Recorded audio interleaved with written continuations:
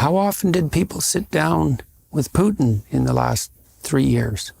Like almost never?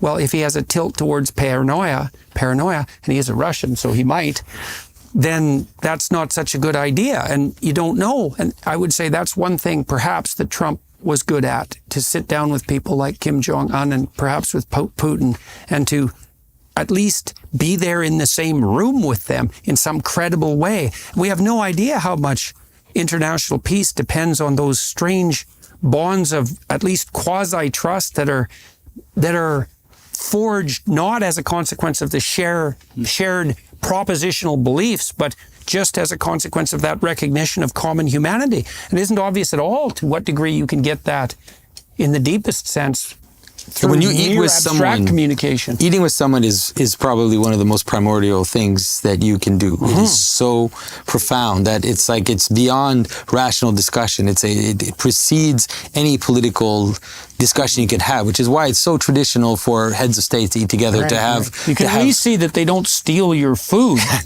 Well, there were times, or kill you for it. There were times where that was like, especially if you're eating with a stranger, that was a crucial issue, especially if you were both actually hungry.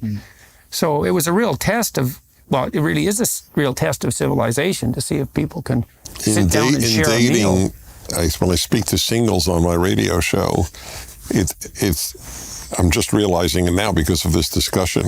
So it goes from, if they meet through an internet site, which by the way, I recommend to singles all the time, and they meet through an internet site, so then they will email, then they will talk, then they might video, then they rarely go for a meal. They'll meet at Starbucks. Right.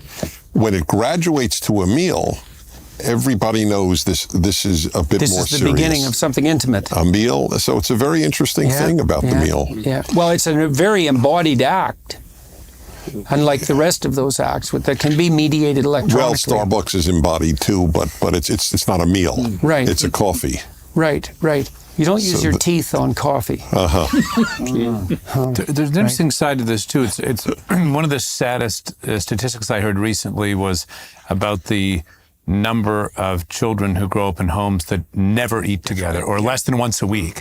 So we've had this kind of, total devastation of domestic, little just in the house of people eating together. So there's I think you can understand some of the civic fragmentation we have at the level that many people growing up without any kind of, human frame to their shared experience at all, no rituals. But it's very interesting. So there's in a certain sense in which eating with another person is, in a sense, inherently an other-focused ritual, but this is also explicitly so, right? Because it's we must hold a feast unto the Lord, and so it seems to me this is why things like the ritual side. We talked about college dinners, but also at home dinners. Why grace before meals is so important. It's an orientation of the whole activity towards that superordinate principle, which I would argue you can do damn well, even if maybe especially if you're an atheist. Perhaps you write your own prayer that is express gratitude. Well, and it does bring everybody's focal attention to what's trying to be... What's that? They won't do it. It's like when I advocate the Sabbath, so atheists call my show, we could have a night a week with our family every week. I said, of course you can, but you won't. Right. I do it because I actually believe God said, honor the Sabbath each week. That's the ultimate reason I take a break from everything one day a week. Yeah, well, you have a moral... Well, the thing is, one of the reasons not to take a break is because you have moral obligations. It's like, well, I have work to do 7 days a week, 24 hours a day. It's like, well, you need a moral obligation that's even more serious to get a serious person to take a break. But by the way, this food thing just occurred to me because I had thought about this, but I forgot about it until now. So in the Holy of Holies is the Ark with the 10 Commandments and one other thing, a table. And in Jewish life, the table is the center of religious life. It is the table at home is more important than the synagogue. Ask any religious Jew. There's no debate about what I'm saying. The center of Jewish religious life is the house, and the center of religious life in the house is the table. And I can say that the Friday night Shabbat dinner and Saturday Shabbat lunch in my upbringing were more formative than any other single event. It is where I learned to think, learned to speak. There was no tolerance for a stupid comment from me. And I learned, because my brother's 6 years older, so he dominated conversation with my father at the Shabbat table. And then when I finally spoke up, I remember the very first time I spoke up, my father said, "That's bullshit." And it was the greatest thing he could have said to me. There was no, "Oh, that's really sweet, Dennis. What a thought." I got none of that.